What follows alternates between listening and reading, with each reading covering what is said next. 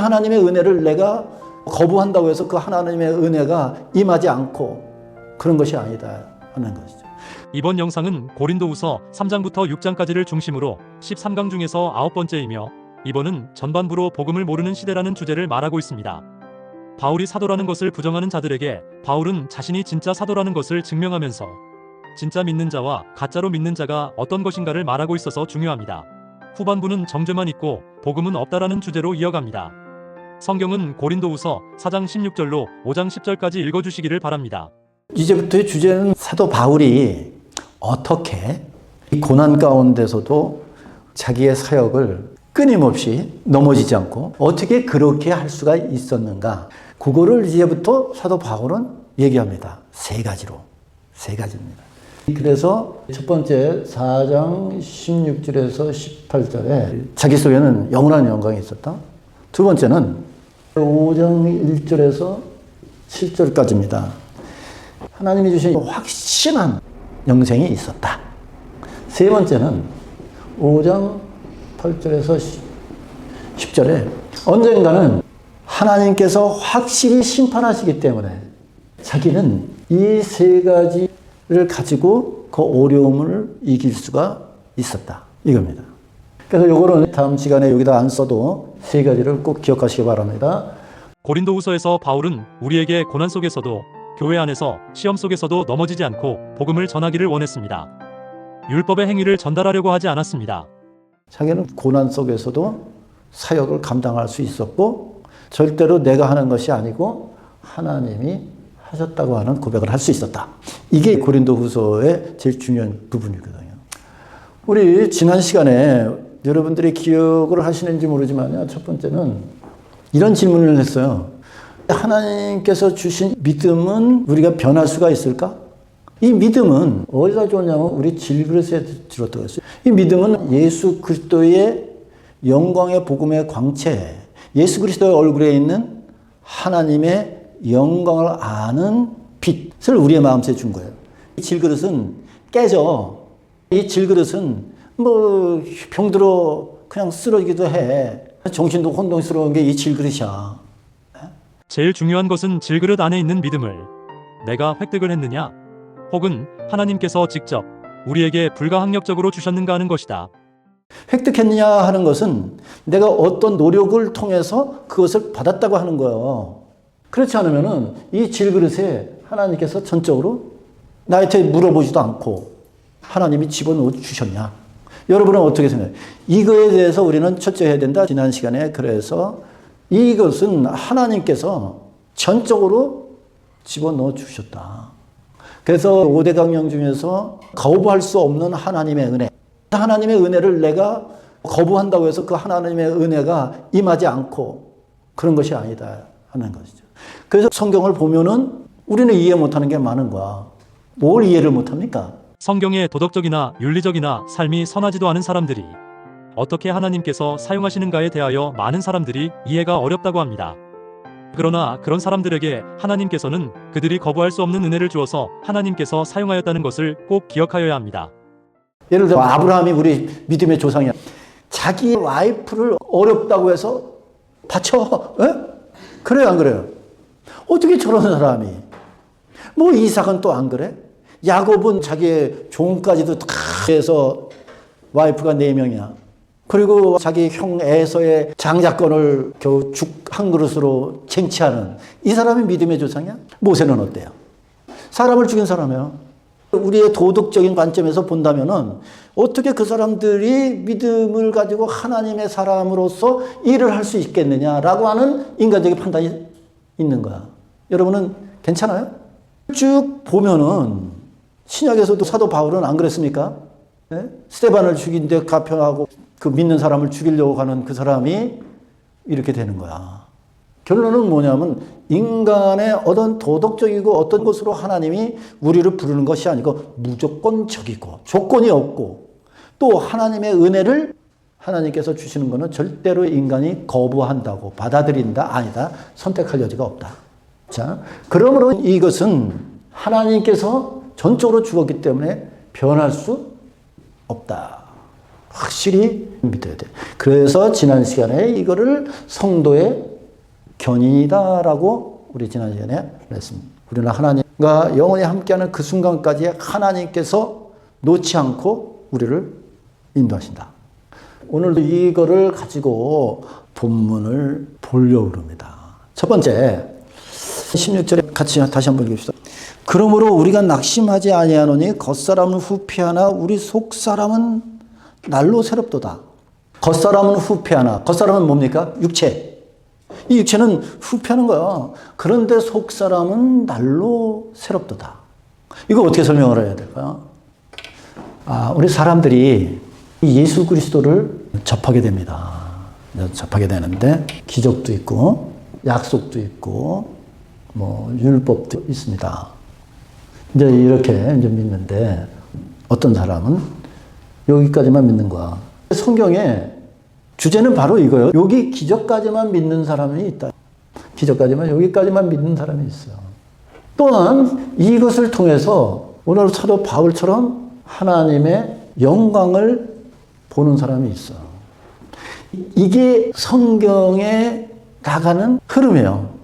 자, 아브라함이 있습니다. 아브라함에게는 두 자녀가 있어요. 첫째는 이스마엘이 있어요. 또 이삭이 있어요. 이스마엘은 여기서 끝나버린 사람이에요. 이삭은 여기까지 간 사람이다. 이게 얘기입니다. 이삭에게 또 두 아들이 있어요. 하나는 에서요. 하나는 야곱이더라. 어느 편에서 보면은 야곱이 더 교활하지 않아요. 그죠? 에서는 어느 면에서 보면은 그냥 묵직하고 이런 것 같은데, 근데 에서는 여기서 끝나버렸어. 야곱은 여기까지 갔다. 이렇게 얘기합니다. 맞습니까? 가나안 땅에 정탐을 갑니다. 12명이 갑니다. 10명은 여기서 끝나버렸어. 2명은 여기까지 갔다는 얘기를 해줍니다. 성경에 보면은 이 사람들이 다 기적을 체험한 사람들이에요. 하나님의 말씀을 받은 사람들이에요. 그럼에도 불구하고 여기서 딱 끝나버리는 거예요. 그러면은 신약에 보면은 우리 여러분 잘 압니다. 마태복음 25장에 10처녀가 있어요. 5처녀는 여기서부터 끝났어. 즉, 이 사람들의 결론은 뭐냐면 천국문만 바라보고 천국문만 두들기다가 천국 못 들어갔다 하는 얘기를 하는 거야, 지금. 또 요한복음 6장이에요. 그 사람들이 예수 그리스도와 기적에 참여한 사람들이 수없이 많아. 거기에서도 제자들이 여기에서 끝난 제자들이 있는 거야. 제자들 중에 많이 물러가고 그와 함께 다니지 아니하더라. 예수 그리스도와 다니지 않는 거야. 그런데 여기까지 간 제자들이 예수님께서 물어봐. 너희도 갈래? 그러니까 영생의 말씀이 있음에 우리가 어디로 갑니까? 여기 있는 거야. 결론적으로 뭐냐면 예수 그리스도를 접해서 개인적으로 예수 그리스도가 어떤 분인지를 모르고 이런 기적과 이런 것으로 예수 그리스도를 만나고 혹은 구약에 보면 하나님을 만났던 사람들이 여기에서 끝난 사람과 여기까지 간 사람들의 이야기구나, 성경이. 너무 복잡하게 생각하지 말아요. 오늘 고린도후서를 보면서도 어려운 게 뭐가 있어요? 사도 바울을 그렇게 했던 사람들은 여기서만 보았고 여기까지 들어가지 못한 사람들이었구나. 이것은 어떤 차이일까? 창세기부터 하나님의 일은 무슨 일을 하신다면 나눈다라고 해요. 창세기부터 계속 나누는 일을 하십니다. 밤과 낮, 땅과 하늘. 하나님은 계속 나누는 일을 하세요. 그러면 창세기 4장에 넘어가서 보면은 또 가인과 아벨 또 나눠. 그 다음에 5장 넘어가면은 그 가인의 자손과 아벨의 자손, 아브라함을 불렀다고 하는 것은 아브라함을 그 속에서 나눴다라고 하는 거예요. 그러니까 성경은 한마디로 나눴다. 이 얘기를 항상 가지고 성경을 봐야 돼. 문제는 뭐냐면 나눴다요. 이 사람들은 어떤 사람들이었고 이 바울은 어떤 사람이었다라고 하는 것을 우리가 공부를 하는 것이지 그렇게 어려운 거는 없다. 우리가 쉽게 접근하기 위해서 기독교는 이 땅에서 하나님의 사람을 하나님과 영원히 있게 하기 위한 그 시스템이죠. 즉 기독교라는 하나님과 영원히 함께 하기 위한 수단이야. 지금 이 부분부터는 조금 중요한 부분입니다. 제가 한국에서 어느 사람 만났어. 그 사람은 저를 통해서 교회를 다니게 된 사람이야. 자기도 이제 세월이 지났으니까 많이 컸는데 목사님한테 한마디 어드바이스 해주겠다 하는 얘기예요.